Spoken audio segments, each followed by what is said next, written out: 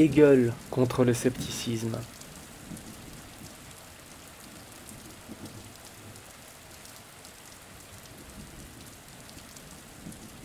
Penser est une tâche épineuse et jamais achevée.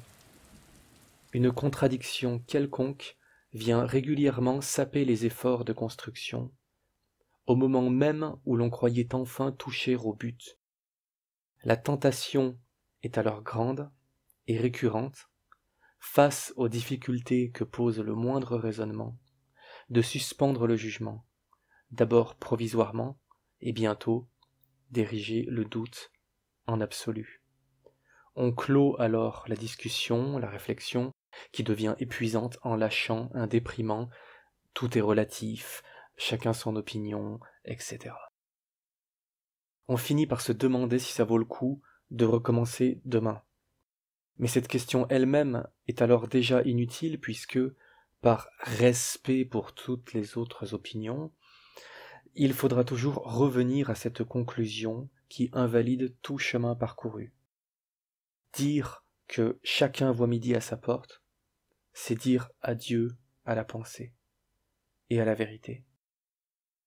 En fait de respecter toutes les opinions, le scepticisme et le relativisme les anéantissent toutes. S'il est bon de relativiser ou douter, le relativisme absolu, le scepticisme absolu sont des poisons qui stérilisent toute pensée. Tâchons de voir comment Hegel nous permet de sortir, pas seulement en conversant avec autrui, mais aussi et avant tout pour soi-même, pour son propre cheminement philosophique, du marasme désespérant dans lequel nous enferme cette idée selon laquelle la vérité n'existe pas, car chacun sa vérité, etc. D'abord la version courte. Le vrai, c'est le tout. Maintenant, la version longue, en 3 parties, et une conclusion.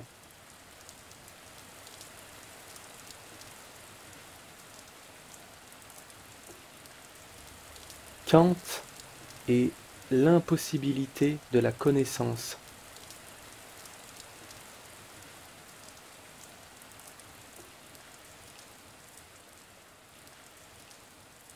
Pour le sceptique convaincu, il n'y a pas de vérité absolue, ou du moins elle est inaccessible. Pour le relativiste, toutes les prétentions à la vérité se valent, chacune ayant raison depuis son point de vue. La nuance entre scepticisme et relativisme nous importe peu ici. Dans les deux cas, on postule que la vérité ne peut être atteinte de manière certaine, ce qui ne fait pas que dévaloriser sa recherche, mais la rend vaine a priori. Il s'agit d'un problème ancien qui se pose à la pensée et à son application pratique. Dans le monde moderne, Kant veut tenter de tirer au clair cette question. Que peut-on savoir? Pour aller très vite, il y apporte cette réponse qui sera le pilier central de tout le scepticisme moderne. L'homme n'a jamais affaire à l'objet, la chose en elle-même, la chose en soi, mais à un savoir sur l'objet, une image de l'objet que l'homme perçoit par le prisme de sa subjectivité. Il y a donc, selon Kant, un savoir certain, absolument le même pour tous, la science au sens strict, qui étudie le phénomène, ce qui apparaît, ce qui est clairement visible et mesurable, ce que l'observation par les sens peut prouver, en mettant tout le monde d'accord. Mais ces connaissances, dit-il, sont redevables d'une origine inconnue, ce qu'il appelle le noumen, la chose en soi, la chose dans toute sa pureté, telle qu'elle existe indépendamment du prisme déformant de la subjectivité. L'homme, dit-il, ne pourra jamais dépasser cette limite, cette frontière entre noumen et phénomène. Comme l'homme ne peut vivre sans se proposer à lui-même une vision cohérente du monde, il lui faudra envisager une explication au phénomène, mais il ne pourra jamais la prouver d'aucune manière. elle restera un éternel postulat de la raison face à l'impuissance de l'entendement. L'homme serait condamné à croire, à penser au mieux, mais sans jamais savoir. Une pensée de la chose en soi sera à jamais indémontrable et se cristallisera en croyance.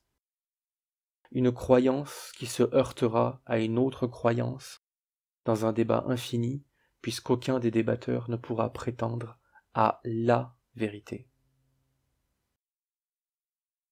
La science est ce savoir exact qui observe les phénomènes physiques alors que la pensée envisage la métaphysique sans jamais pouvoir rien affirmer de certain.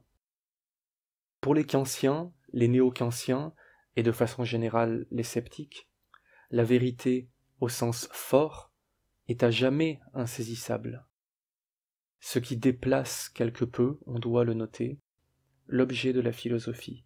Celui-ci n'est plus alors qu'est-ce que la vérité, mais plutôt comment vivre dans un monde sans vérité.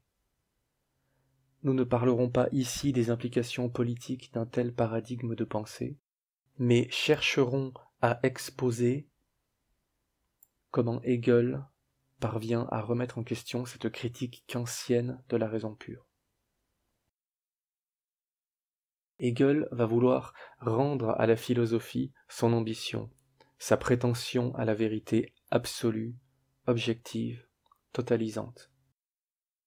Une telle idée peut nous paraître aujourd'hui complètement folle, tant le néo-kantisme contemporain, c'est-à-dire le triomphe du scepticisme, du relativisme, voire de l'irrationalisme sous des formes diverses, nous ont conditionnés à rejeter a priori toute prétention à l'objectivité. Pour Hegel, la quête de la vérité reste, quoi qu'on en pense, l'origine et le but de la philosophie. Selon lui, il reste, ou plutôt, il devient enfin possible de connaître la chose en soi. La philosophie doit renouer avec son premier postulat.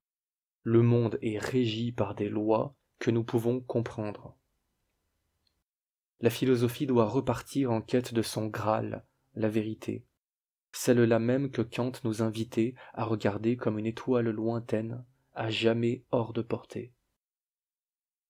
Il n'est pas question ici de dénigrer Kant, de sous-estimer son importance, ses mérites, ni même la bonté de ses intentions. Il est question de comprendre la valeur de l'apport philosophique d'un Hegel, aujourd'hui largement dénigré, oublié. Celui-ci propose donc de sauver la vérité en réaffirmant qu'on peut et dès lors qu'on doit la trouver.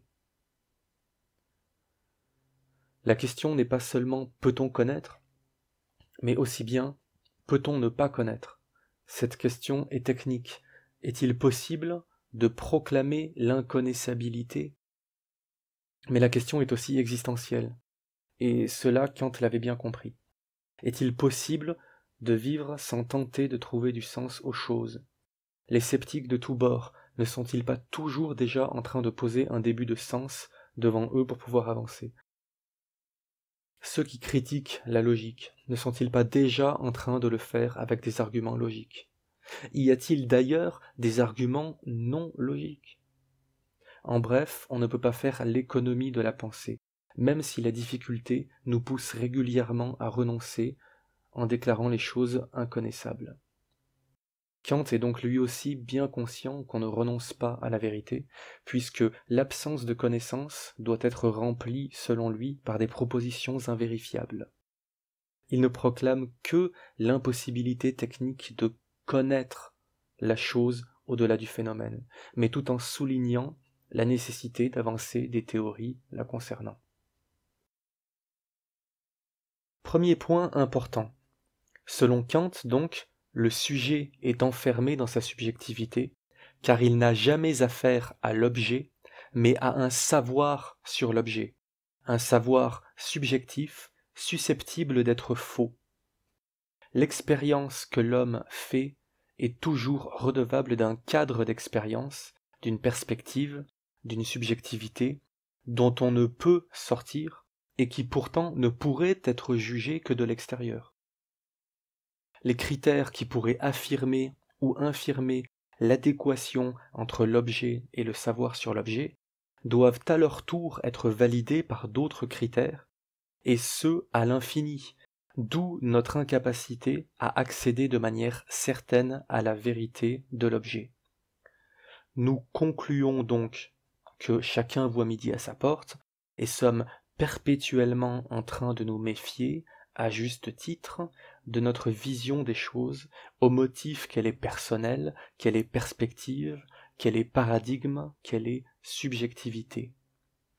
Mais à force de considérer comme acquis et définitif qu'on ne connaît jamais la vérité, ne nous coupons-nous pas de toute possibilité d'avancer, et ne tuons-nous pas dans l'œuf même les plus simples et les plus humbles de nos pensées, en nous plaçant dans l'obligation préétablie de les déclarer nulles et non avenues.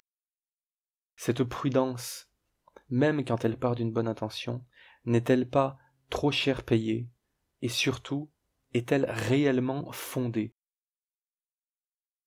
Hegel souligne les difficultés que pose cette manière kantienne de trancher définitivement en faveur de l'impossibilité de la connaissance. Difficulté due, comme nous le verrons, à la rigidité du dualisme kantien. Puisqu'il faut se méfier des phénomènes, ces images trompeuses de la chose en soi, ne devrions-nous pas, dit-il, nous méfier de cette méfiance, dès lors que ce sont ces mêmes phénomènes qui nous poussent à nous méfier en premier lieu? De plus, avant de dire qu'une chose est inconnaissable, ne devrions-nous pas déjà la connaître? Enfin, Kant nous dit qu'on ne peut rien savoir sur ce qu'il y a derrière cette frontière qu'il a tracée entre phénomène et chose en soi, mais il nous dit déjà que derrière la frontière, il y a une chose et qu'elle est inconnaissable, et même qu'elle est responsable du phénomène. Hegel souligne donc que poser une frontière, c'est déjà la dépasser.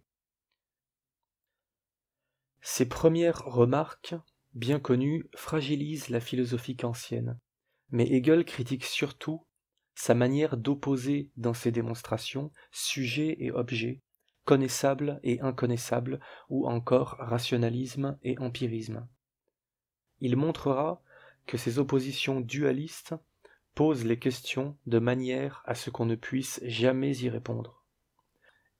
Hegel voudra résoudre ces contradictions, ces antinomies, en résorbant les oppositions binaires dualistes dans le monisme, en montrant l'unité des contraires réalisés par la dialectique ternaire, là où le dualisme ne fait qu'opposer les contraires, et, de ce fait, s'empêche de jamais les réconcilier.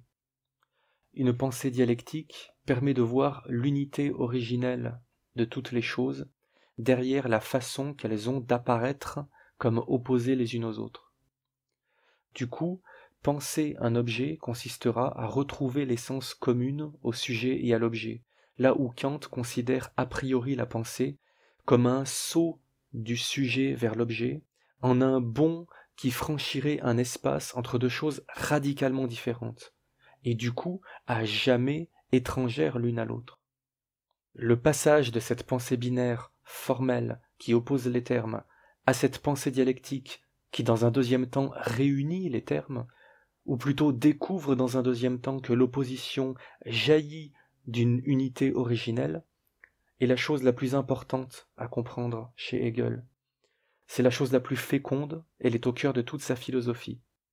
Mais c'est aussi la chose la plus difficile, et il faut la faire longtemps tourner dans sa tête pour commencer à saisir l'infinie richesse de ses implications. Contentons-nous de prendre ici un exemple très simple. Le dualisme binaire reconnaît volontiers qu'une pièce a deux faces, qu'il considère comme deux choses différentes.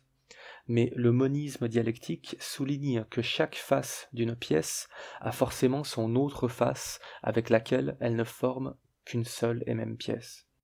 On a en fait une seule chose qui nous apparaît sous ces deux côtés, que la seule perception ne permet pas de voir en même temps. C'est de la même manière qu'il nous faudra regarder le sujet et l'objet. comme deux choses qui, tout en étant opposées, n'en sont en fait qu'une seule. Autre exemple, nord et sud n'existent que l'un par l'autre, ces termes sont relatifs l'un à l'autre. Lyon est une ville du sud pour les Parisiens, mais aussi une ville du nord pour les Marseillais. Lyon n'est ni une ville du nord, ni une ville du sud dans l'absolu, ou plutôt Lyon est à la fois une ville du nord et du sud. Et ça n'a rien de contradictoire, ou plutôt il est parfaitement logique que cela soit contradictoire. Un tel exemple paraît simpliste, mais avec des choses plus complexes, nous continuons à buter sur le dualisme, en opposant sujet et objet, liberté et déterminisme, politique de gauche et de droite, en voulant choisir un camp supposé plus vrai que l'autre. Hegel nous montre qu'il est inévitable qu'une seule et même chose nous apparaisse comme contradictoire, par ces deux côtés. Pour lui, un dualisme ne peut être que contenu dans un monisme, une thèse et une antithèse dans une synthèse. En quelque sorte, le phénomène est toujours dualiste, mais il doit trouver son unité dans un monisme ultime exigé par la logique. Et le monisme, lui, ne peut être compris que comme un dépassement et explication de la problématique du dualisme. Il faut se rappeler que dès la caverne de Platon, le but de la philosophie était de chercher la vérité éternelle qui préside au déploiement des phénomènes fugitifs, changeants, soit contradictoires. Si les sens nous disaient toujours une seule et même chose totalement cohérente, la question ne se poserait pas. Si le scepticisme peut paraître plus raisonnable, plus prudent, mais c'est justement cette prudence que Hegel critique. Le monisme, lui, jouit de ce privilège d'être par définition plus cohérent, plus satisfaisant, là où le dualisme laisse un éternel sentiment de déchirement, de choix cornélien. Mais le monisme n'est pas une autre option qu'on va donc préférer. Il est le complément et la solution à la contradiction posée par le dualisme. Tout comme la logique dialectique n'est pas une autre logique, mais le complément et la solution à la contradiction posée par la logique formelle. En fait, ces deux formules sont presque équivalentes. Le monisme est dialectique et le dualisme est formel. On peut noter ici qu'il est envisageable de remettre en question ce postulat d'unité moniste, de cohérence du monde, mais pas sans remettre en question tout le postulat de la philosophie lui-même, à savoir que le monde est régi par des lois que nous pouvons comprendre. Or, critiquer la philosophie, c'est proprement philosopher, et donc critiquer la critique elle-même. C'est vers cette mise en perspective de chaque chose avec son contraire que la dialectique veut nous emmener. Dualisme de Kant, donc. Dualisme entre objet et savoir sur l'objet, entre savoir et non-savoir, entre chose en soi et phénomène. Dualisme entre objet et savoir sur l'objet, ou pour le dire autrement, entre objet et sujet. Le sujet est certain du savoir qui est en lui, c'est-à-dire certain de ses sensations ou de ses croyances, pour peu qu'il ne cherche pas à vérifier si c'est un savoir objectivement vrai ou non. Le sujet est certain du savoir qui est en lui, mais il ne sait pas si celui-ci coïncide avec l'objet. On peut dire qu'il s'agit d'un postulat qui détermine toute la démonstration. Kant avait à cœur, c'est ce qu'il appelait sa révolution copernicienne, de partir du sujet pour tenter de découvrir l'objet. Penser le monde, Dieu, le cosmos, à partir du sujet pensant humain, et donc à partir aussi de sa limitation, au contraire des classiques qui pensaient l'homme à partir du cosmos, qui soumettaient le sujet à l'objet. Ainsi, Kant, en partant du sujet voulu comme binairement opposé à l'objet, ne pouvait-il au final que déboucher sur une impossibilité de connaître le monde au-delà de la subjectivité humaine. D'ailleurs, il ne cachait pas sa volonté de limiter la connaissance pour laisser de la place à la foi. Ce choix de faire commencer la pensée par l'objet ou par le sujet est déterminant quant aux conclusions qui en découleront. Il faut bien poser la question, car une philosophie n'est que le déploiement de ce qui est déjà contenu dans la question. C'est pourquoi Hegel refusera de choisir entre partir du sujet ou partir de l'objet. Il comprendra la nécessité de partir de l'unité originelle des deux. Partir de l'immédiateté de laquelle n'a encore surgi aucune de ces distinctions. De même, il ne fera pas de distinction entre un savoir vrai et un savoir faux, entre le doute et la certitude, avant que ne soit fondée une raison de le faire. Voyons comment le monisme dialectique de Hegel permet donc de dépasser le dualisme dit transcendantal de Kant en montrant que doute et certitude sont les deux faces de cette même pièce qu'est le processus de connaissance, que savoir vrai et savoir faux sont les deux côtés nécessaires de la vérité.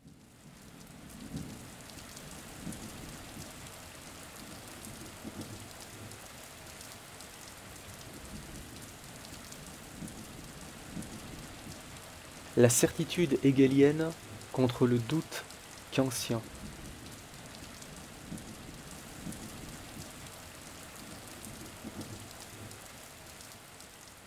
Exposons la méthode de Hegel, ou plutôt la méthode dont il nous dit qu'elle travaille depuis toujours comme en secret dans le dos des différentes philosophies. Celle-ci accouchant hélas de vérités incomplètes, en raison même, entre autres, du fait que la méthode n'est pas encore intégralement reconnue et comprise. Il s'agit d'abord de bien comprendre que la pensée est un cheminement, un long voyage dont il faut accepter la longueur, les erreurs, les changements de perspective, car le savoir est un résultat qui n'est pas indépendant de son développement. Au contraire, il n'est que la synthèse des étapes qui le fondent, synthèse fatalement redevable de tous ces tâtonnements qui sont dès lors des errances plutôt que des erreurs à proprement parler. Pour Hegel, s'il y a bien un moment de doute, de méfiance, celui-ci ne doit pas être le point de départ de la pensée. Un tel socle serait par trop fragile, car il entacherait tout résultat futur de suspicion. Il faut se plonger immédiatement dans la connaissance, en toute confiance, et il sera toujours temps de se méfier le moment venu, quand il se présentera une raison de le faire. C'est pourquoi, alors que Descartes faisait partir sa pensée du doute radical, alors que Kant concluait la sienne par un doute final, Hegel pose l'obligation de partir de la certitude si l'on veut arriver à la vérité. La certitude sensible est le titre du premier chapitre de sa phénoménologie de l'esprit, le point de départ de toute conscience. Cette certitude première, immédiate, cette certitude naïve que les choses sont telles qu'elles apparaissent avant que la vie, la rencontre avec d'autres personnes, d'autres points de vue, ne fissure cette certitude pour forcer la conscience à se remettre en question. Il nous faut, à notre époque, faire un véritable effort pour imaginer, à rebours du conditionnement sceptique dominant, un tel état de certitude. Prenons donc un exemple. Un bébé n'est pas méfiant a priori, ni envers sa mère, ni envers ses sens. Le bébé ignore tout de la perception, de ce décalage entre objet et savoir sur l'objet. D'ailleurs, il ignore même, dans un tout premier temps, qu'il y a une différence entre lui et le monde, entre maintenant et plus tard. Il lui faudra briser par le doute ce qui lui sera forcément d'abord apparu comme une certitude. Et Descartes lui-même n'a-t-il pas posé un doute précisément parce qu'une certitude initiale contrariée, contredite, l'a poussé à revoir un jugement erroné à tel ou tel moment de sa vie? Si Descartes a voulu poser un doute radical, c'est paradoxalement, dans un deuxième temps, après avoir dû renoncer à une certitude première qui s'est avérée fausse. On ne peut appliquer un doute que sur une certitude. Ainsi, dit Hegel, et c'est un point crucial, c'est bien la certitude qui est première et radicale. Le doute est second. Ce second moment est donc celui de la perception, moment où va apparaître le doute. C'est-à-dire ce moment où la conscience comprend qu'elle n'a pas affaire à l'objet, mais à un savoir sur l'objet. Elle comprend qu'elle n'a pas affaire à la chose en soi, mais au phénomène, à quelque chose qui apparaît et qui est possiblement source d'erreur. Elle comprend alors qu'elle n'a pas affaire à un savoir plein, entier, total, mais à un savoir partiel, qui nous laisse ignorants sur les autres choses, sur les autres aspects de la chose, que ce savoir est redevable d'un certain point de vue qui implique la subjectivité. D'ailleurs, la subjectivité n'a que ceci de problématique. Elle ne nous permet de voir qu'une chose et pas le tout. Elle ne nous permet de voir qu'une partie de telle chose, l'apparence, et pas cette chose entière, la chose elle-même.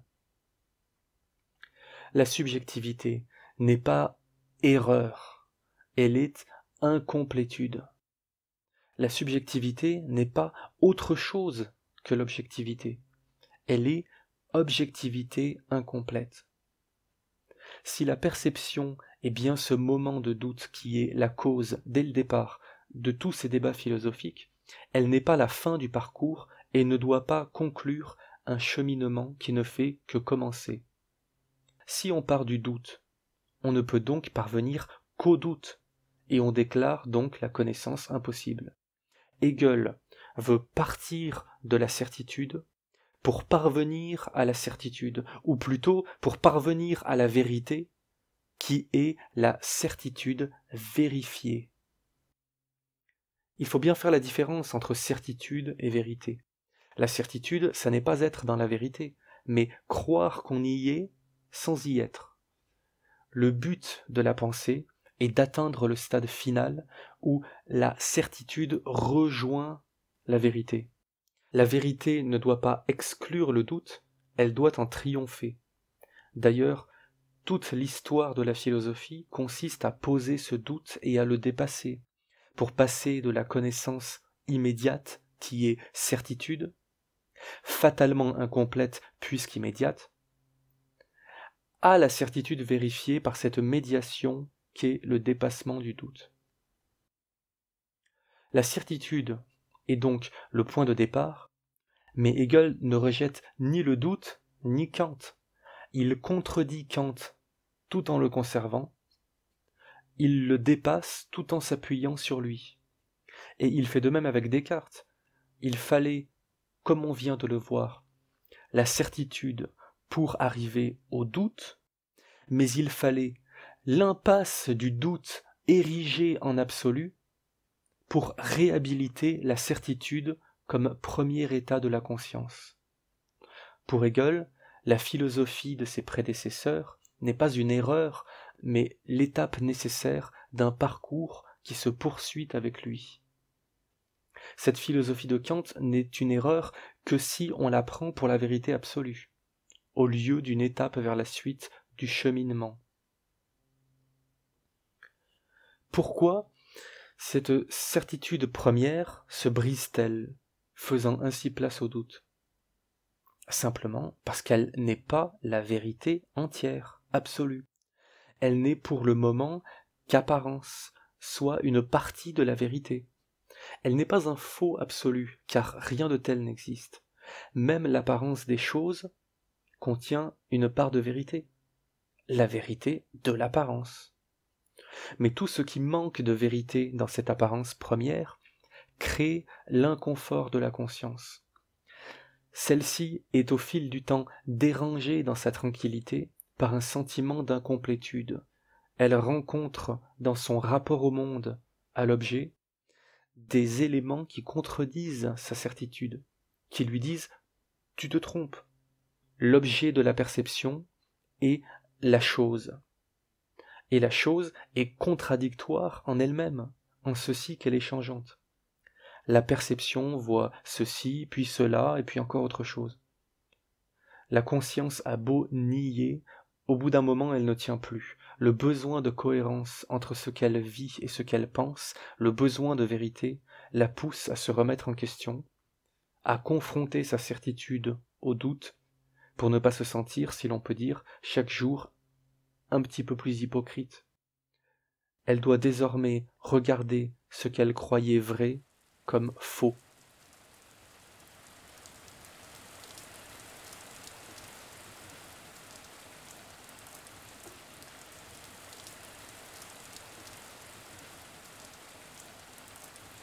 Le vrai, le faux et la vérité.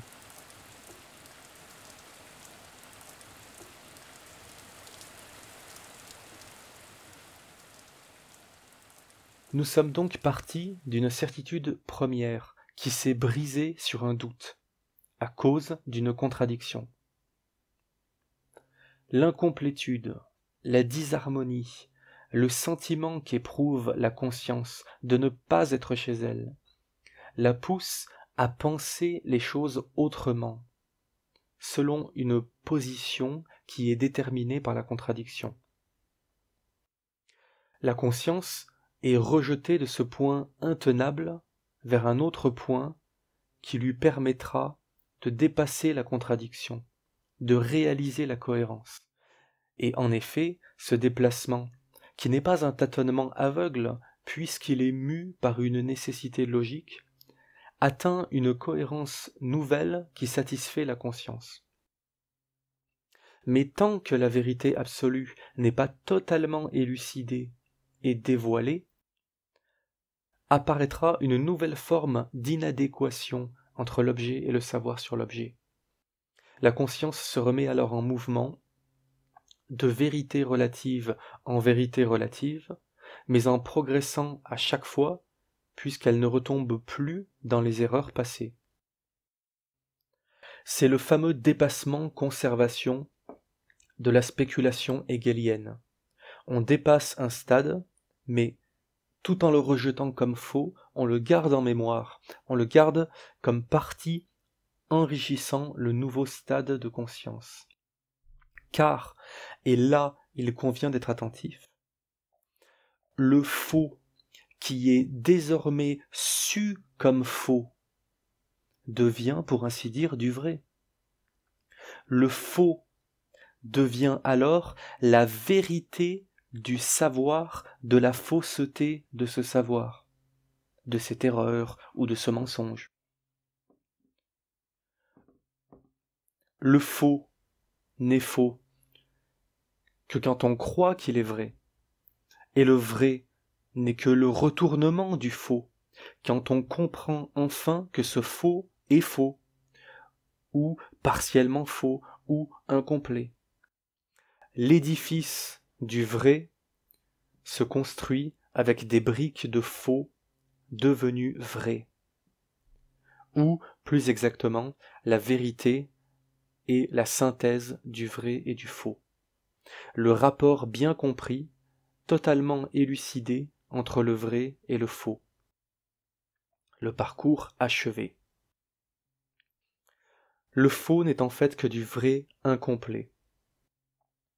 Enrichi mais pas encore totalement complété, ce vrai est à son tour en attente d'être reconnu comme faux par une étape suivante de la conscience. Ainsi, rien n'est vrai ou faux dans l'absolu. On peut dire aussi que tout est vrai et faux en même temps, tout comme Lyon est une ville du nord et du sud, selon le point de vue. Chaque moment du parcours de la conscience est en fait vrai quand il est découvert comme solution à la contradiction antérieure, puis il est reconnu faux quand il présente ses propres contradictions qui mèneront la conscience à un nouveau vrai, et ainsi de suite. La vérité absolue est celle de la fin du parcours, à supposer que cette fin existe, où plus aucune contradiction ne vient déranger la conscience. Rien ne semble plus contredire sa conception du monde. Pour le dire autrement, une illusion qu'on prend pour le réel nous illusionne, mais l'illusion, enfin comprise et regardée comme étant une illusion, n'est plus une illusion, elle est la vérité. Le bâton droit plongé dans l'eau nous semble brisé. Horreur, nos sens nous illusionnent. En fait, au bout de la réflexion, on comprend que nos sens ne nous trompent pas, mais nous disent la vérité des lois de réfraction de la lumière dans l'eau. Il n'y a donc pas d'illusion ou de faux dans l'absolu. Il n'y a que la vérité, mais qui nous semble contradictoire tant qu'elle n'est pas encore totalement comprise, tant qu'elle n'est que perçue, c'est-à-dire observée depuis une perspective qui découpe le tout et ne nous offre à voir qu'une partie. La conception, elle, complète la perception en remettant en perspective tous les points de vue possibles. Concevoir, c'est prendre tout ensemble. Dans l'absolu, tout est vrai, même le faux. Le faux est un moment du vrai, dit Hegel, qui propose donc de travailler à même ce savoir sur la chose, ce savoir imparfait, à défaut de pouvoir travailler sur la chose en soi. D'ailleurs, si l'on pouvait travailler sur la chose en soi, il n'y aurait rien à travailler. La vérité toute pure serait déjà là. Mais la vérité ne peut pas être immédiate. Elle ne peut qu'être le résultat d'un parcours, d'un long dévoilement. Il faut donc travailler à même ce savoir sur l'objet, sans craindre comme Kant d'être dans l'erreur, puisque l'erreur est justement ce sur quoi la conscience va rebondir pour progresser. Elle avance patiemment sur son chemin, en acceptant d'être momentanément dans l'erreur, puisque celle-ci n'est que relative et provisoire. La découverte de la vérité est certes rejetée dans un futur hypothétique, elle est confiée à l'histoire, mais la proclamation de l'impossibilité de connaître voit ses fondements sapés, et la confiance en la pensée est restaurée. La faiblesse, entre guillemets, d'autres philosophes comme Kant ou Descartes est d'avoir tellement peur de se tromper qu'ils bloquent eux-mêmes leurs pensées. Les philosophes du doute sont pris au piège de leur propre exigence. En voulant à tout prix éviter l'erreur, en s'obstinant à exclure le faux de leur réflexion, ils se privent du seul élément sur lequel il leur fallait justement travailler. L'ironie est que, bien évidemment, si Descartes voulait poser son doute radical, ça n'était pas par goût du doute, mais par amour de la certitude. Cependant, l'opposition binaire, figée entre doute et certitude, entre vrai et faux, ne peut déboucher en définitive que sur une forme ou une autre de scepticisme. On appelle épistémologie la question de la théorie de la connaissance. Toute cette ancienne problématique est celle du rapport de vérification entre objet et savoir sur l'objet, ou pour le dire autrement, entre subjectivité et objectivité, ou encore entre la pensée et l'être. Dans une démarche kantienne dualiste, ces deux opposés sont irréconciliables, justement parce qu'ils sont considérés dès le départ comme deux choses absolument différentes. Hegel nous enseigne que la subjectivité et l'objectivité sont une seule et même chose. La subjectivité, c'est l'objectivité incomplète. L'objectivité, c'est la subjectivité qui a été progressivement libérée de son étroitesse. Voilà la supériorité du monisme sur le dualisme. Le monisme dialectique de Hegel est, dans le pire des cas, une autre épistémologie plus efficace, et dans le meilleur des cas, il est la résolution définitive de la problématique épistémologique. Hegel trace un chemin vers la vérité en contournant cette problématique qui n'a lieu d'être que dans un régime non dialectique, dont le souci de rigueur est en fait excès de rigidité, qui empêche la pensée faite pour la plasticité d'épouser le réel dans sa complexité. Il n'y a pas d'objet qui ne soit objet pour la conscience, et il n'y a pas de conscience qui ne soit conscience de quelque objet. Il n'y a donc pas de sujet ni d'objet. Il n'y a que de la relation sujet-objet. Il n'y a que de la relation entre la conscience et elle-même, et on ne peut mettre de frontière entre cette relation et elle-même.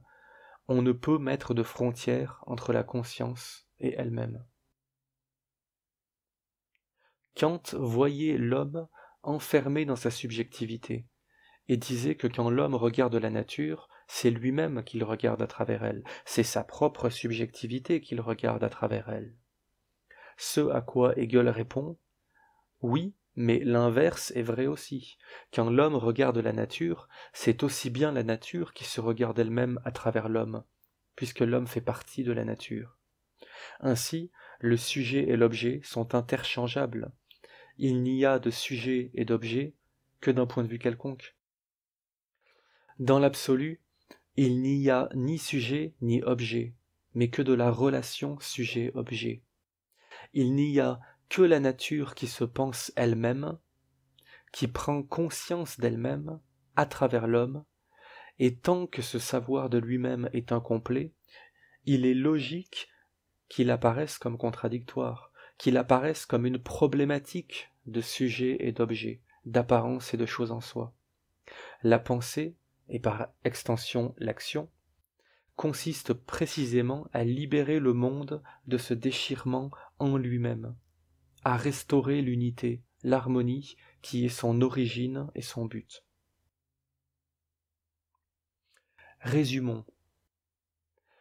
En régime dialectique, toute distinction se pose sur un fond de non-distinction. La distinction entre vrai et faux existe, mais elle est relative, sujette à des retournements, à des changements de point de vue. La distinction entre vrai et faux, ou entre sujet et objet, existe, mais elle est désormais secondaire, transitoire, éphémère par rapport à leur lien d'unité dialectique. Un stade de connaissance est perçu comme vrai par rapport au stade précédent jusqu'au moment où il apparaîtra faux par rapport au stade suivant. On pourrait presque dire que toute pensée est vraie vue d'en dessous et fausse vue d'en dessus.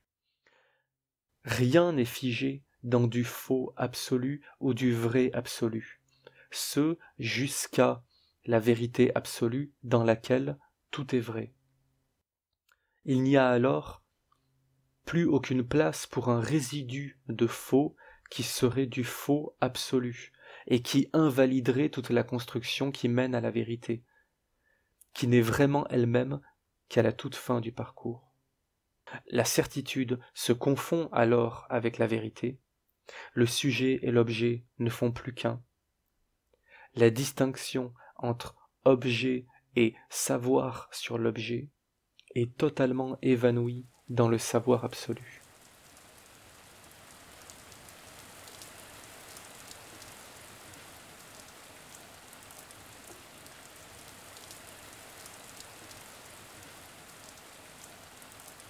Conclusion. Le savoir absolu.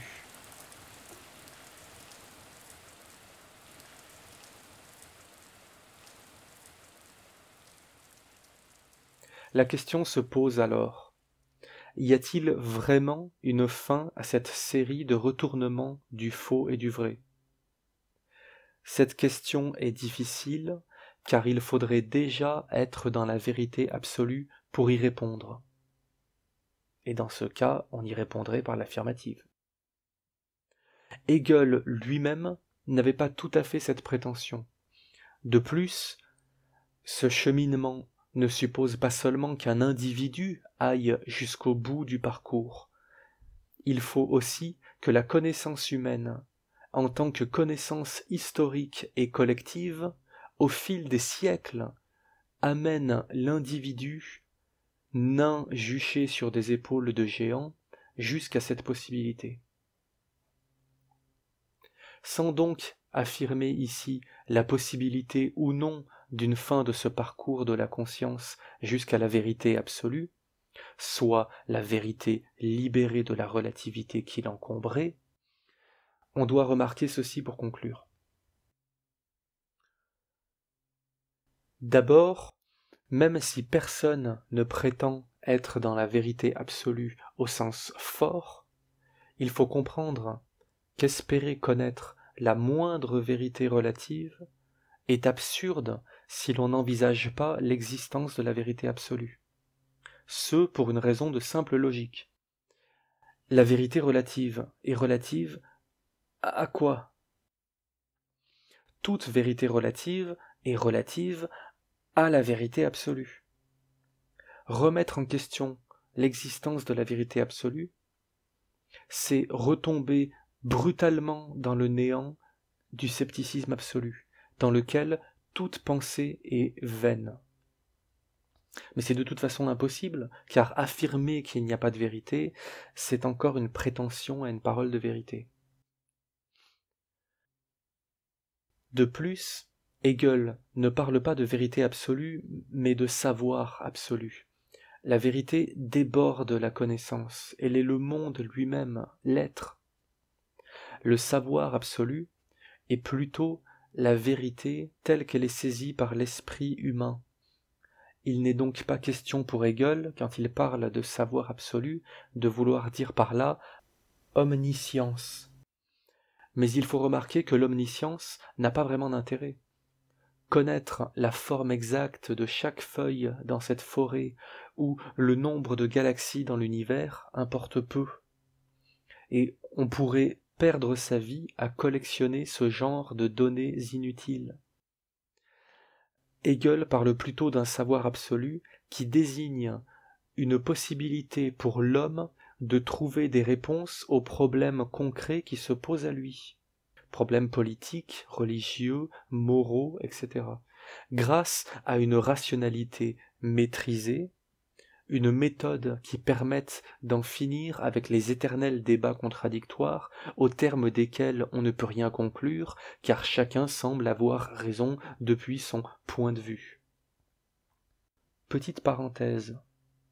Ces débats ne se concluent en fait jamais par l'instauration d'un scepticisme prudent et respectueux de tous, mais bien plutôt par la victoire du plus fort qui impose son point de vue, soi-disant au nom de l'intérêt général.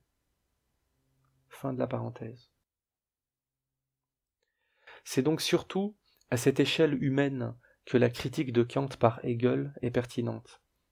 On peut accorder à Kant qu'il pourra toujours exister, loin de nos préoccupations, d'autres mondes, d'autres dimensions à jamais inconnues. Mais les problèmes qui se posent à l'homme sont des problèmes humains. Avec la méthode hegelienne, l'homme peut espérer un jour se comprendre, comprendre les autres, comprendre la nature et s'y sentir chez lui, dans une harmonie pacifique et heureuse, après la résolution des contradictions qui font son malheur. Avec Hegel renaît l'espoir de connaître et de vivre ce que les philosophes antiques appelaient le souverain bien, et même de le connaître ici-bas, s'épargnant le recours à l'exorbitant postulat religieux d'une vie après la mort. Il s'agit donc de bien comprendre que Hegel permet au moins, malgré les erreurs qui ont pu être les siennes et malgré toutes les critiques qu'on pourrait lui adresser, de dépasser au moins jusqu'à nouvel ordre, si ce n'est une fois pour toutes, cette idée d'une frontière nouménale, ce dogme du « on ne peut pas savoir », qui n'est même plus une proposition aujourd'hui, mais un paradigme devenu inconscient qu'on ne remet donc plus jamais en question. Ne pas réussir à connaître, ou pas encore réussir à tout connaître, est une chose, mais on ne peut pas poser une impossibilité de connaître par principe. Cela peut paraître peu. En effet, la philosophie de Hegel ne doit pas être prise comme une recette magique. Le savoir absolu reste encore peut-être un horizon qu'on n'atteindra jamais totalement, ou du moins passant patience et effort. Cependant, c'est tout de même une chose extrêmement précieuse qu'il nous offre.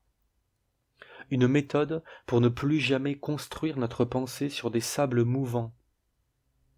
Le doute n'est plus cet escabeau branlant qui menace de nous faire tomber à chaque instant. Le doute est remis à sa juste place, soit celle d'un outil parfaitement maîtrisé par la main, pour nous aider à fonder la connaissance sur des bases solides et pérennes. On pourrait dire, pour faire avancer le schmilblick.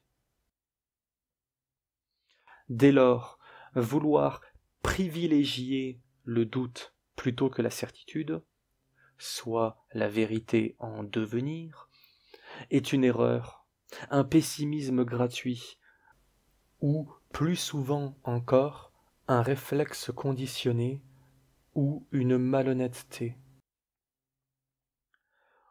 Au final, il faut donc bien retenir que Hegel réussit à court-circuiter toute la problématique qui justifierait un scepticisme absolu ou un relativisme absolu. Quelle que soit la manière que nous aurons de poser la question du rapport entre le sujet et l'objet, entre le savoir et l'objet, entre la pensée et l'être, il semble que nous tomberons toujours sous le coup de sa critique qui consiste à dire que, avant de poser le sujet ou l'objet, il faut d'abord qu'il soit fondé, défini. Or, ils ne peuvent être fondés que l'un par l'autre, progressivement, selon le déroulé logique de leurs contradictions. En fait, les sceptiques, qui se prétendent plus méfiants que les autres, justifient leur méfiance en s'appuyant sur des présuppositions qu'ils ne remettent jamais en question. Ils pêchent à l'endroit même où ils prétendent être les plus rigoureux. Il y a bien des philosophies néo-sceptiques, post-hégéliennes, anti-hégéliennes, philosophies plus ou moins performantes et pertinentes dans leur tentative de déconstruire cette méthode. Mais si elles ne sont pas assez naïves pour retomber intégralement dans le scepticisme le plus creux, elles ne se rendent pas toujours compte de la profondeur avec laquelle leur souci de prudence a déjà été critiqué pour ses effets contre-productifs, ses impasses, mais avant tout pour leur fragilité logique.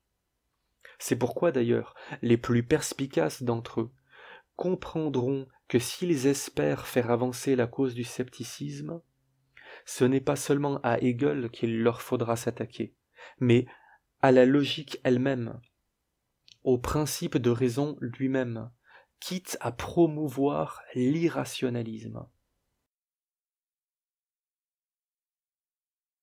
L'ignorance absolue, l'erreur absolue sont impossibles. On ne doit pas partir du doute pour arriver à l'ignorance, pas plus qu'on ne peut aller de l'ignorance au savoir. On va toujours d'un savoir pauvre à un savoir plus riche. Même si l'on ne voit jamais le bout du chemin, on ne fait jamais de surplace. on ne cesse jamais d'avancer.